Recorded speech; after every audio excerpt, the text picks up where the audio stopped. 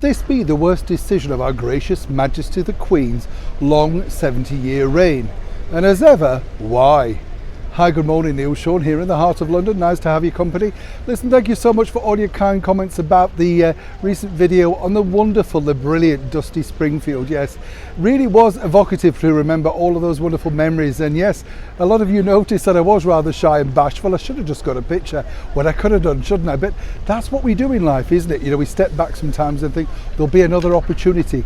A lot of the times there never are, so just grab that moment. Depending on whatever you're doing in life, I think just grab the moment. But seriously, thank you, and I hope that you all had a bit of a look around YouTube to see what wonderful songs that Dusty gave us in her oh so short life, but what a wonderful voice and what a wonderful sound that she gave so many. A lot of people say that she just reminds them of the 60s. To me, it's simply great music.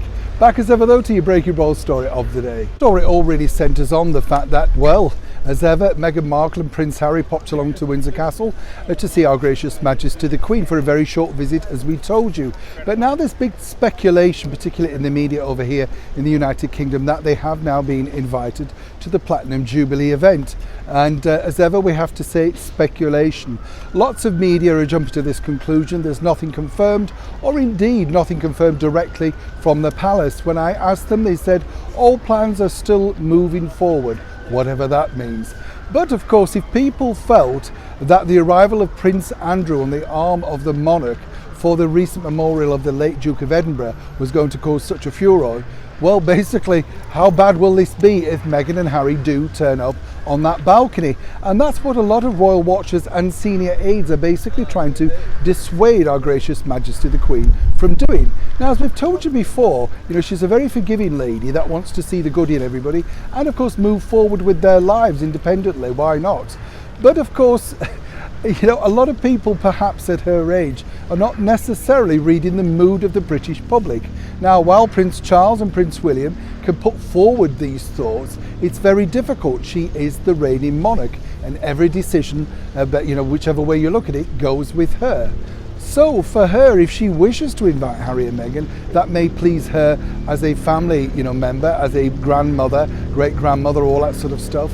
But of course, when she does invite them, it's the mood of her subjects, the people, the Commonwealth. And right now they are polling so badly, it could possibly be the biggest mistake of her very long 70-year reign. And let's face it, she hasn't really made that many. For now, all we can do is conclude to see, wait and watch, and of course find out for sure if Meghan and Harry would be the star attraction on the balcony.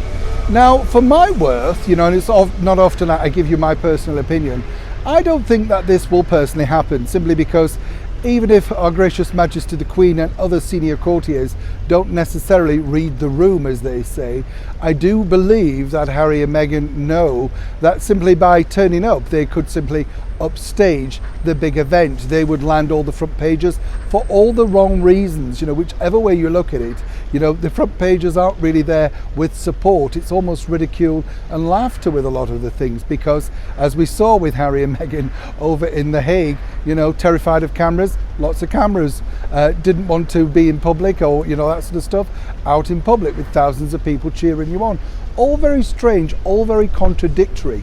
But more importantly, for our gracious monarch and what should be her year, her Platinum Jubilee, someone somewhere needs to intervene very quickly before, quite frankly, a lot of her loyal subjects decide that this isn't the Jubilee for them. Neil Sean in the very heart of London.